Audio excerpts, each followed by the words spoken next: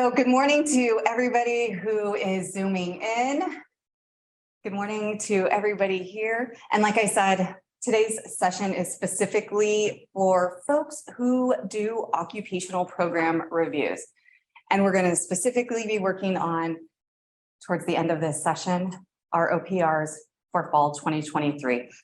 So the game plan for today, you can see the agenda right up here on the screen. Just introductions, tell you what the hour and 15 minutes that we have together looks like. I'm going to start off by, or after we do that, show you the CurrIQunet interface for the occupational program review template. Then show you what the data looks like from institutional research. Lily Gao has prepared all of the data for folks who will be writing this semester and submitting next semester. Alex is going to talk about essentially the data calculations, because that's something I don't really understand. And I know that we have people who are new to Fresno City who are for the first time completing OPRs for Fresno City this semester. And then the last 30 minutes working on your OPRs for fall 2023. So ideally, by the end of this class session, you will have an introduction to the template on CurrIQunet, and hopefully you'll have 2 things uploaded to that template. So if you don't know me already, I think I've met a couple people here in this room before. My name is Tiffany Sarkeesian. I'm the program review coordinator for Fresno City. We have Alex Adams, our director of institutional research, planning and effectiveness. And he's going to be talking about the data that is part of the OPR. And I'm going to be sharing CurrIQunet, since we are fully launching CurrIQunet to submit all of our proposals. And in fact, folks who are also writing instructional program reviews this semester, every single program has chosen to use CurrIQunet. So it looks like we are full speed ahead with CurrIQunet. Now, many of you have probably been familiar with old CurrIQunet. If you've done curriculum in the past couple of years, then you're probably familiar with the newer version of CurrIQunet. This is a much better version of CurrIQunet than we had 10 years ago. So let's get to the CurrIQunet interface. Okay. Oh, no, that's good. So like I said, the goals here are to utilize CurrIQunet to complete your OPR. So everybody should be able to log in, and I want to make sure that everybody's able to log into CurrIQunet by the end of this session and begin completing it. Have an introduction to analyzing your data that has already been prepared for you, and then understanding the submission process and beginning to write your OPR. So those are the goals that I have for this session, and I feel like it's going to be a very productive session. Okay, so when it comes to program review, whether it's the IPR, the OPR, the SUR, we want all training to be done prior to the first 3 weeks of the semester in which folks are writing. And so this semester, that's January 27th. And because, well, this doesn't necessarily apply to you all because Lily has prepared all of the data for all the programs who are writing occupational program reviews. But in the event you need or want more data to include in your OPRs, we suggest asking IR for that information by the 3rd week of the semester as well. They have a lot of requests, they have a ton of work, and that ensures that you have it by the end of the semester. Sorry, Tiffany. One No problem. We're having, I'm gonna wait for the. Good morning. It was showing just this really small screen. So. Okay. So drafts of instructional program reviews and occupational program reviews and service unit reviews are due by week 12 of this semester. So that's March 31st, that's before spring break. And in CurrIQunet, it simply is hitting a launch button. That's all it is, and it will automatically be sent to your division dean and your program review division rep. So they'll automatically get it, they'll see it, they'll give you feedback. It'll get sent back to you. Make whatever changes you need, and then next slide. Thank you. So everybody knows who their division reps are. So that's who will automatically get your CurrIQunet proposal once you hit launch. Thanks, Alex. So after you get the feedback from your dean and your rep, just incorporate that feedback, make the necessary changes. The OPRs are so streamlined. They're so much easier to do. So I doubt there will be many requests, but incorporate the feedback, and then final drafts are submitted to the coordinator in fall. And your coordinator is me, and actually it just will automatically come to me through CurrIQunet. Okay, so those were all the important guidelines, and I know that we've just gotten started and it's early. So are there any questions about the deadlines, the up and coming deadlines? Here's the other thing, you don't have to wait until the deadline. If you feel like you get this thing written today, and I know you were talking about wanting to get it written immediately when I talked to you last semester, if you get it written today, because literally it'll end up being 2 to 3 paragraphs total for the majority of folks completing their OPR. Just launch it and get it done, and we'll put it in the calendar for next semester. So, no questions about deadlines? Nope. So if folks are not completing an instructional program review, and I believe everybody in here who is doing an OPR, no one in here is actually doing an IPR, if I'm correct. Because you're doing an IPR also this, really? Okay. Okay. Okay, we should probably talk because I don't remember this. Okay. So all OPRs, they just go on the consent agenda, but you don't even have to show up to the meeting. You can if you want. Our program review committee meetings are still every Tuesday, except the first Tuesday of the month, 3 to 5. I will send you an email reminder about it, but you don't have to show up to the meetings because these documents usually just end up on consent. There isn't much discussion about them. By the time they get to the committee, everything should be really perfect anyways. Nothing should be missing. So that's the process. The committee decides if the document is supported or unsupported. The only time I've ever seen OPRs unsupported is if, one example is if the advisory committee members list was not included, because that's a requirement on the OPR, and I'll be talking about that in just a minute. And also if meeting minutes were not attached, and that's hopefully something that we are going to get a handle on today. Good. Yeah, I'm good. Thank you. So now let me get into the CurrIQunet interface.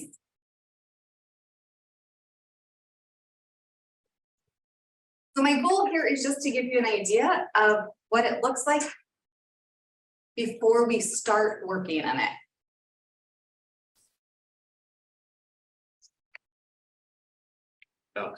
You have to switch what you're sharing. Am I? Still on the PowerPoint. Thank you.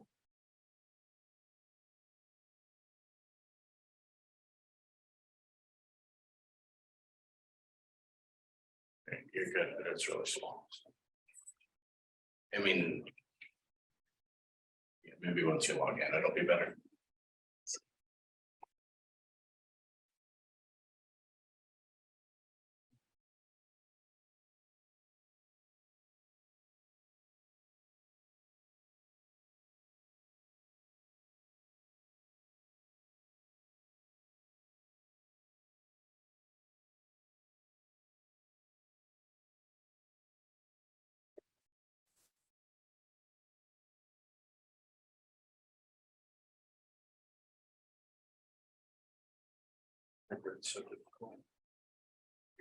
One on the big screen here. Here. Oh, I think.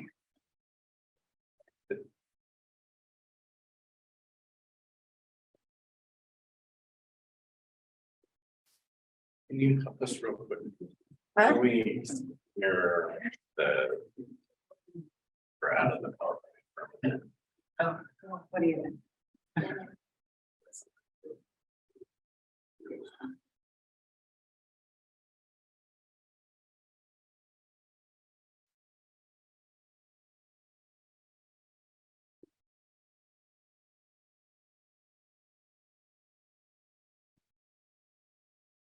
So folks, we're just trying to mirror the web page on our two monitors here within the classroom.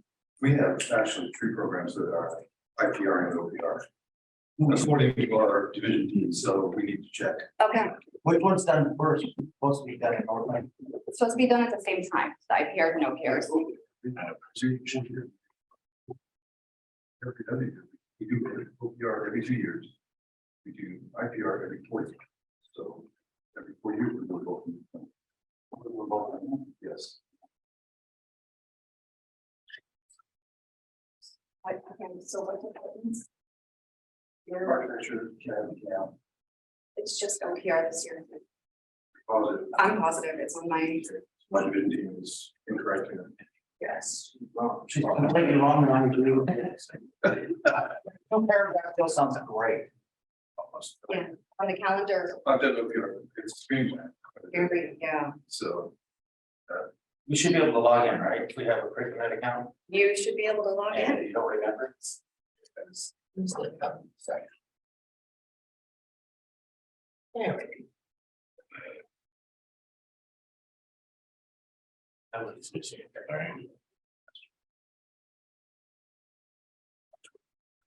Yeah, if you were doing an IPR, then I would have invited you to Wednesday's training, so. Oh. And since I didn't. Thank you. Yeah. Thank you. Okay, I think we're good to go. Long week. So this is CurrIQunet OPR interface. On the left-hand side of this page, you'll see that there are essentially just 3 tabs. And everything that you need to do to complete your OPR is found right here on this first tab. Oh, You're headless. so actually, you don't even have to start, you don't have to log in yet. I was just showing on the big screen, the interface. Yeah, so we'll spend the last 30 minutes because I'll create your actual OPR proposals for you, and you'll find them in your list of items. So I was just going to show the interface right now, give you an idea of what it looks like, and then I'll create ones for all the folks who are writing this semester. So up here, letter A, it's just asking if any changes have been made to course prerequisites, co-requisites. It's simply a drop-down menu, yes or no. If it's no, you don't need to do anything else. If it's yes, a box populates right here, and then you just provide an explanation.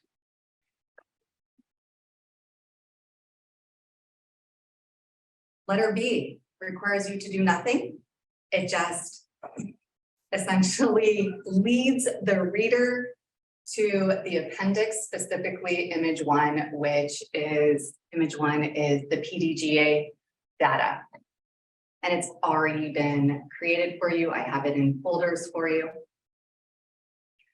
C, just ask you to speak to any surpluses. And if there isn't a surplus, and we'll talk about that later, it's just no, and you move on. If there is, this is where you speak to that in a few sentences.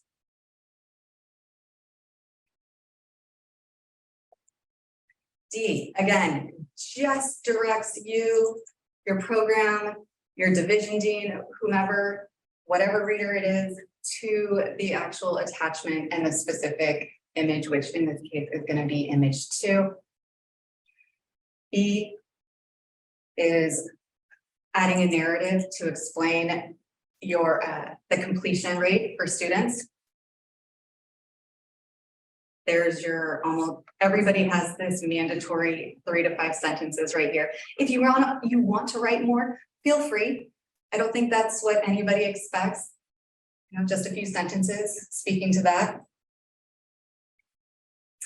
F requires a table, and this is why I've been showing the interface, because I just want to provide folks an example of how to create the table in CurrIQunet. So it's one of the requirements is to list the dates and locations of advisory committee meetings for the past 2 years. And so essentially creating a table is going to look something like this. I'm going to do 2 columns, yes. Are we going to have a header? Yes. Our header is going to be our first row.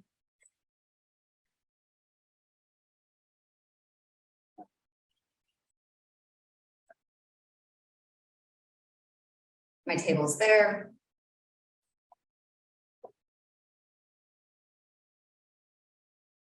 Just typed in my header row, and then I'm going to list, because every occupational program is required to have advisory committee meetings once per year. And since OPRs are on a 2-year cycle, then you're going to list the last 2 years of dates and where they were. If it was on Zoom, just list Zoom.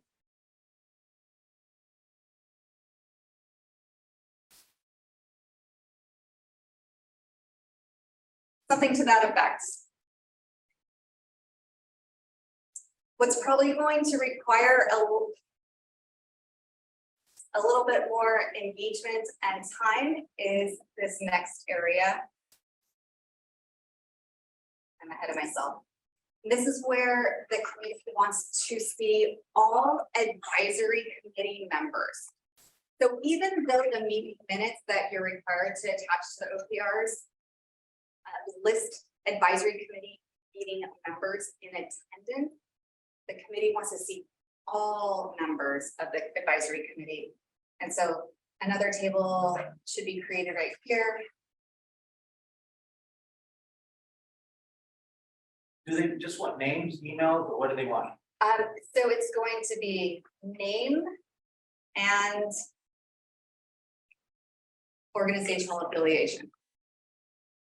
Something to that effect. Can these be cut and pasted from Word? No. So that's one of that is one of the issues that we have had with CurrIQunet. We don't, and it's the question that everybody is asking. So copying and pasting is not working out real well right now.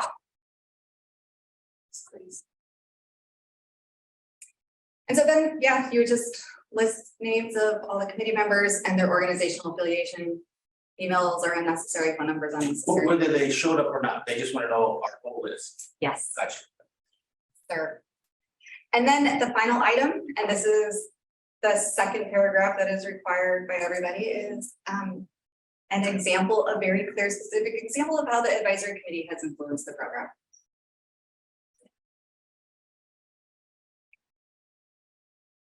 If multiple people are working on this document, you can add them right here, and then everybody will have access to it.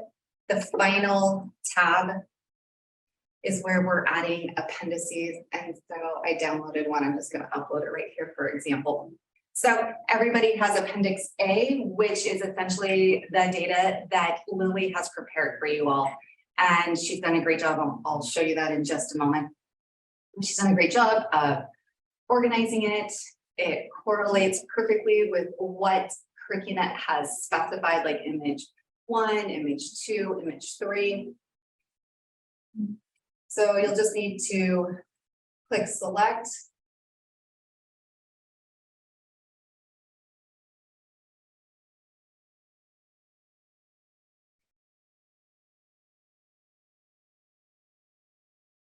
and click upload files.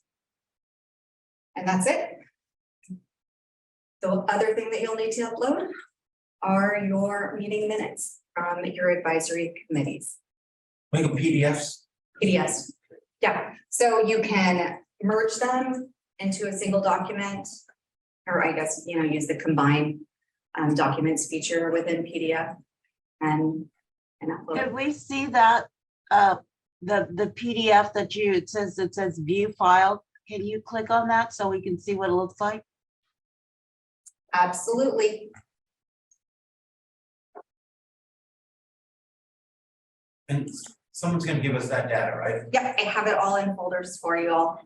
Yeah, while Alex is talking, I will be emailing it to everybody. So Lily, indicated image 1, so it correlates with what is on CurrIQunet, and that's the PDGA data. Image 2, the strong workforce data. Your degrees and certificates for image 3.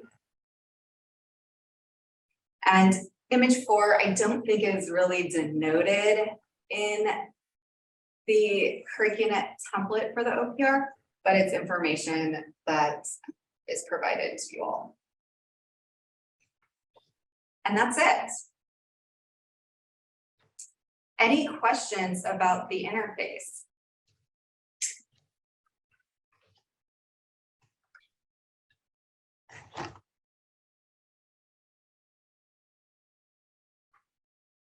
Question.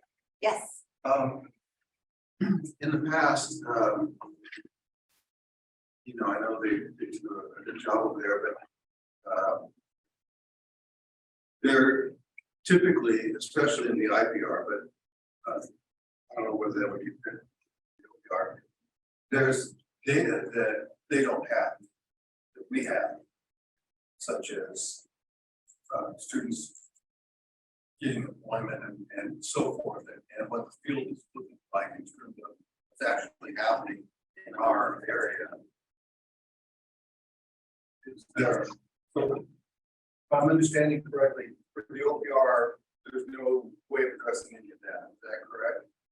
Okay, so that's a really good question. I think this is something that we have been talking about. Where do we put this additional information that is absolutely relevant to your program and building and supporting your program? And we've been talking about the places to put that. If you would like to speak to it in the OPR this time around, since you're not completing an IPR, you could possibly list it as a separate paragraph in that final comment box. However, I think what has been encouraged in the past couple years is to include that narrative in the IPR, but you're not doing an IPR this year. So, it seems like you want to go on record as saying, hey, this is what's going on, right? Is that what I'm hearing from you? Yeah, I think the numbers can be, slightly misleading. Mm-hmm. So right here, speaking to your specific question and employment or completion, you might hear in letter E, maybe that's where it seems more relevant to speak to that in a separate paragraph. So for example, I have students that transfer to private schools of architecture. Mm-hmm. There's 11 schools of architecture, only 4 are state. And so the other 7 are private. So there's not a lot of data, or I don't get any data for those that transfer into those other programs. Right, because our state isn't tracking that data, but you're tracking that, which is great. Yeah, I think these are important pieces of the conversation. But transfer is not a part of this, part of the OPR. Okay. Yeah, since this is mainly about certificates that are going into jobs. And so you'll see in the data packet that it looks at earnings, I think, is one of the items that you're looking at after completion of the certificate. So the IPR is where you'd want to talk about those transfer outcomes. Well, again, certificate is not the only measure of success in the program.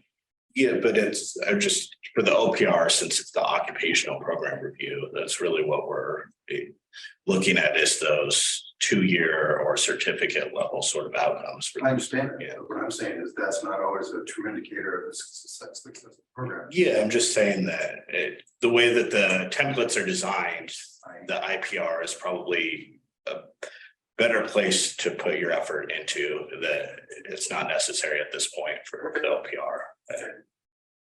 And my understanding is that the OPR is a box that our campus has to check, right? I mean, it's required under Title V. Okay. For us to do that. We're trying to make it as simplified and streamlined as possible. I appreciate that. I guess then my follow-up question to that would be, how much weight does the OPR have in terms of decision makings for the programs? What would you say, Alex? Because I mean, I have my thoughts and We're going through a lot of transformation when it comes to how program review reflects other, so I don't really know at this point. You can give your thoughts. I don't know. No, I mean, all this is tied into action plans and all this other stuff. yeah, yeah. So I feel like I have been participating on program review for a year now, a year and a half. What I have seen is that there has not been any negative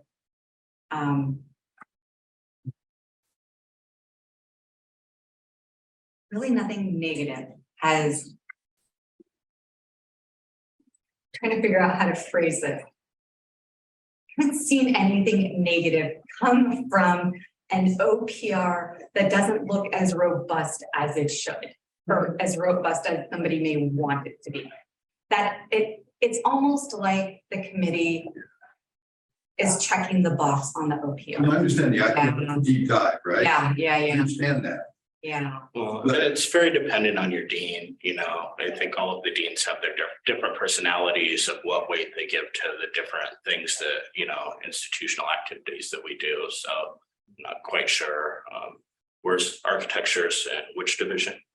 Applied technology. Okay, yeah. So I don't know how she approaches this, but you might ask her because, that's really one of the main sources of those conversations. Yeah. So I think also too, it might be important to share out the year that you're not doing an IPR. It seems like the committee is literally just, again, checking the box on the OPR. Now, when the IPRs and the OPRs come in together, that 4-year cycle, then there is more time spent going through the IPR, but also more time spent in a deeper dive looking at the OPR information. So I don't know if that better explains or gets I'm at just what you were looking looking for Yeah. plans in terms of weight. I mean, it's a consent agenda item, so unless it's something really glaring, they don't get pulled and they move forward on consent. So Thank you. thank you for your question. Any other questions? So back to what you all will be getting in a moment. I'm going to see who is logged in on Zoom and who's here in person or the programs. But like I said, Lily did prepare everybody's data, and so I'll be sending you a folder within the next 10 to 15 minutes. You'll get that folder. And what I suggest is just downloading the document. Like, you can't really work within the folder because it's my OneDrive. I'm just sharing a folder within my OneDrive. So download the PDF file and you'll be able to go through it and then start playing with it in CurrIQunet the last 30 minutes. So right here, again, just the example, and I already went through it, so I don't know why I'm doing this again. But you all will have something that looks like this. This is clearly accounting. And yeah, I already went through it because the question was asked. So I think most of you have seemed pretty seasoned with these and occupational, but just as a reminder, so we get our information from a couple of places. The PDGA is from a vendor that we have a contract with, formerly EMSI, it's now Lightcast. They take in all of the economic data from the government sources, some information about job postings that they scrape from the web, these different types of things to get lots of information about occupations, job openings, what types of credentials people have that are filling these jobs. And so when you see PDGA, that's that external source. And we use that to map. So the top is the program codes. And so each one of your programs has a top code assigned to it. And then you've got your different educational levels, associates or certificate. And so, and then each one of those has a program ID, as you all know. That's all the curriculum stuff that you go through pretty regularly. But we take that, that top code and the program titles and go into our different reports that we have through that Lightcast data. And they provide us with information about annual job openings and then annual completions from the region and Fresno City College. And so using those two things, we can look and see if there's a gap in the marketplace. Like, do we need to be educating more students on these things, or a surplus? Are we educating too many students and people aren't able to get jobs because, you know, they're all filled? It's very interesting. I don't know how they come up with their calculations, but it's really only a problem if the surplus is like over a couple hundred, right? 200. So if your surplus is, and in red, if you have a surplus, it'll be in red, but you really only need to write to it being a problem if that's greater than 200. I don't know the reason why. I've never heard a clear reason myself, but that's what they keep telling us as we, you know, each year think about how to present this data and give it to you all. And then you've got information about the median hourly wage for the different education levels within that program.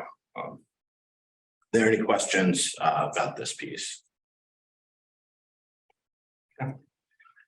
And then for the some of the success data, we're relying on what the state provides to us. So it's from the launch board, the state, the chancellor's office, the CCCO has worked with WestEd and some other vendors to really beef up their dashboards. There's actually some pretty cool stuff that they're able to provide us these days.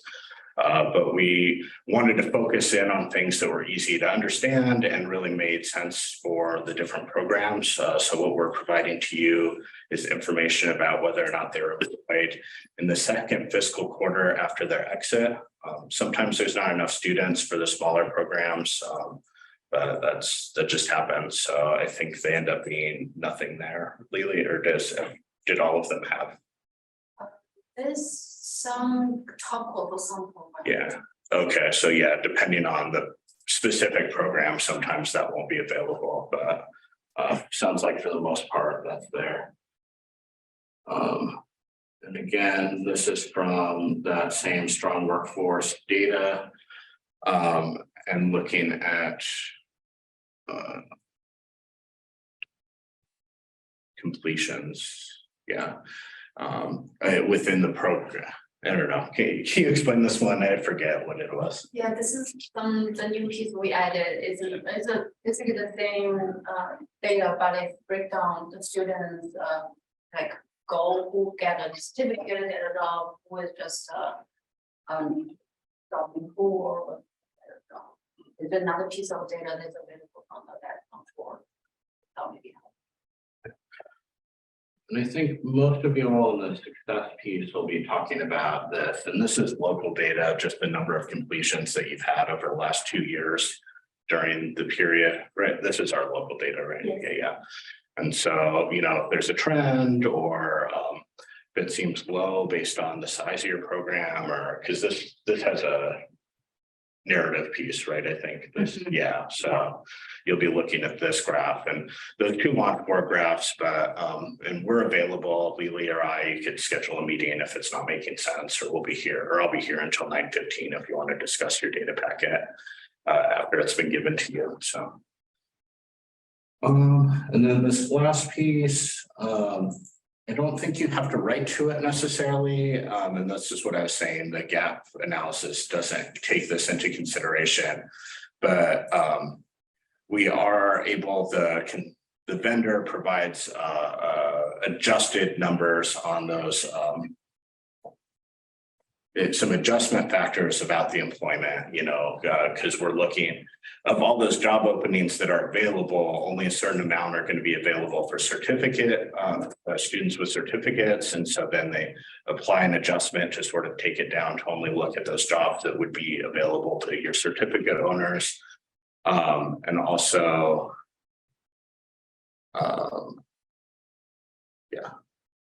There's the, what's the second adjustment? Sorry. Yeah. Paragraph below is for.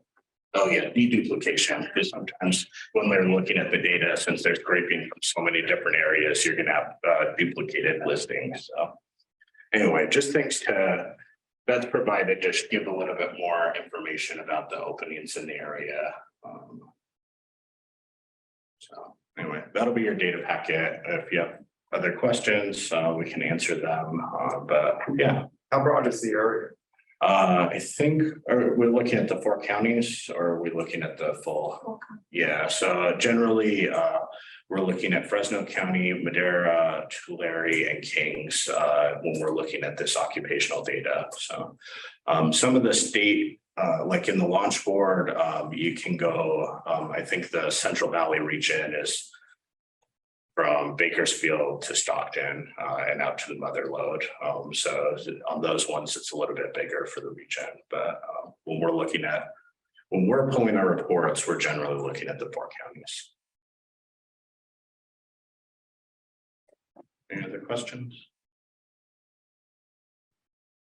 Look, one. Did I answer your question, Richard, about the gap versus surplus? We can go over that again if you want.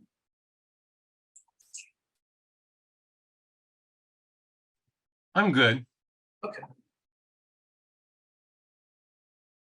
Right, Tiffany. Okay, Guess now we're just waiting for the packets to be provided. I think I have sent to everyone so far that I know is writing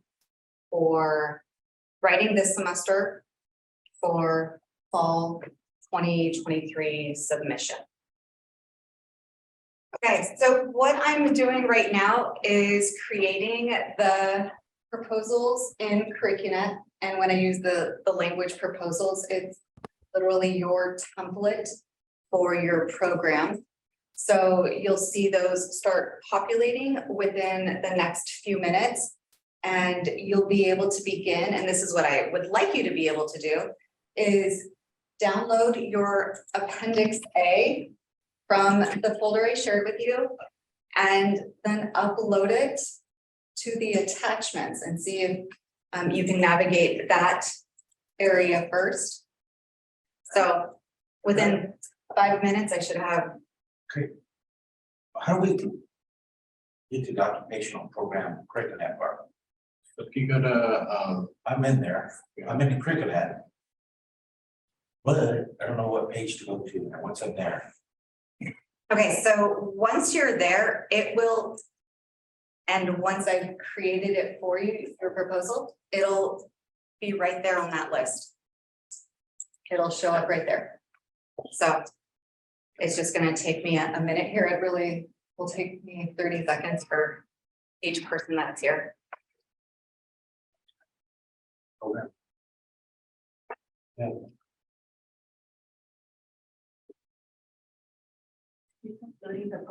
Oh, yeah.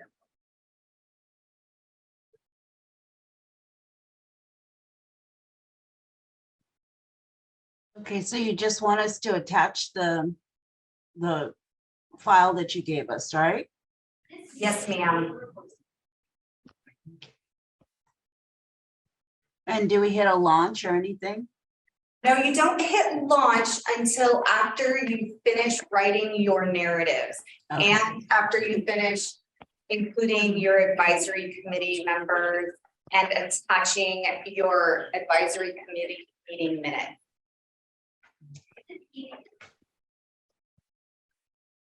Oh. So,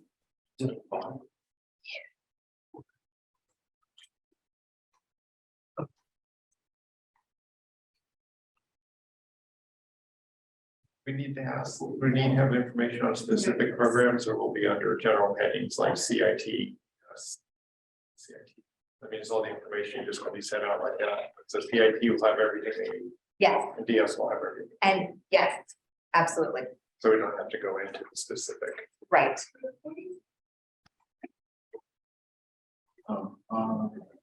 So Mark, other Mark, yeah, yours is ready. Just come to email? You're That. gonna go to CurrIQunet and you're probably gonna have to hit refresh now. We've got a request for GRC, correct? Oh, from Craig, absolutely.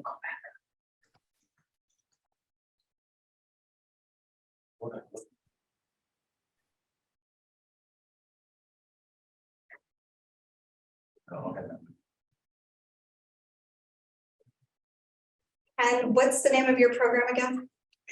Architecture. Did I? Found it. I think.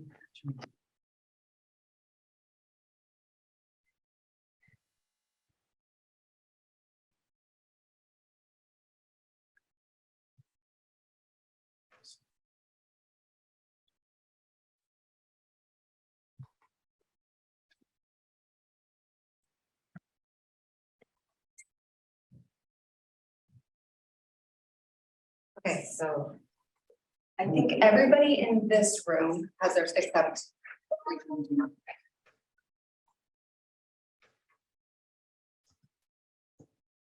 So I'm hopelessly lost. And CurrIQunet here. Okay. But I'm just there. Okay, give me a minute and I will absolutely. Okay, welding is applied tech, right? Yes. And what department?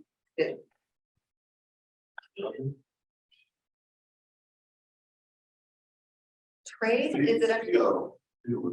Yeah. What? Bill, what department are you on? I'm in the welding department. Yeah, but under what group? I'm in welding department. Would be affected. So we got a group. I'm wondering if it's listed under trade. Yeah, it's possible. Does that sound right? Yes, it's possible. Yeah. Okay.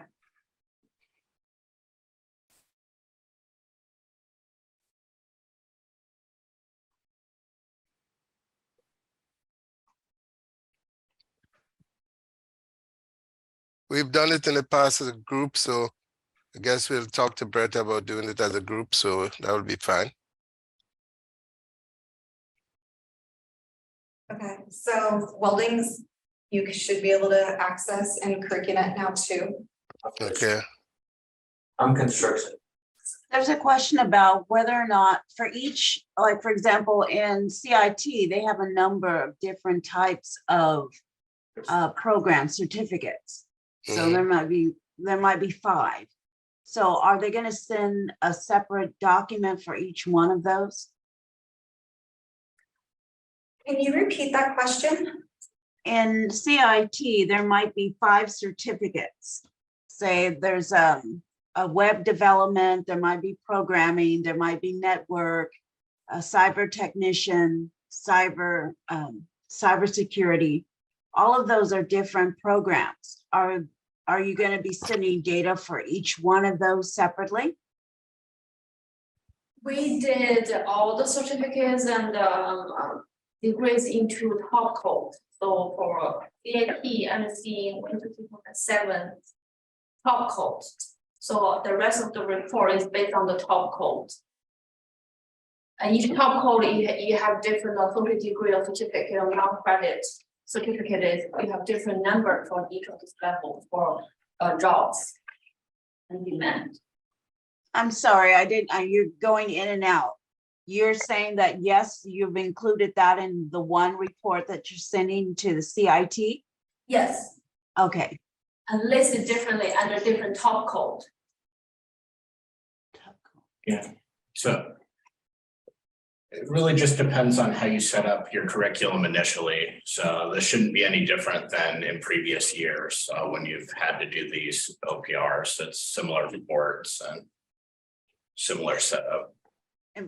Okay, that might be applicable to some other people, but I have no clue and I'm the chair.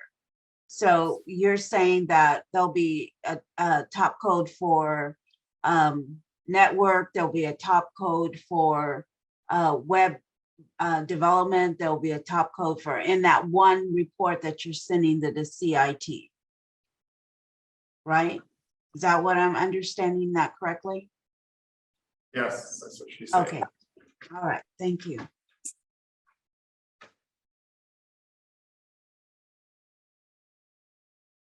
And Sarah, you should now have access to a photo OPR in CurrIQunet. Awesome. And that's just right under the curriculum button, or it'll be next to it? So if you click on the curriculum button and then you click on program review, the list of. Yep. Awesome. I see it. Thank you so much. You're welcome. So is there anybody right now who doesn't have access to their proposal or essentially their OPR template? It's under my proposal. It should It's be. right. It should be. I could have made an error too. No, I'm sure you just find it. No, I'm. I just don't know where to. Oh, yeah. So again, to access it, you're gonna hit curriculum button at the top and then Oh, program. program review.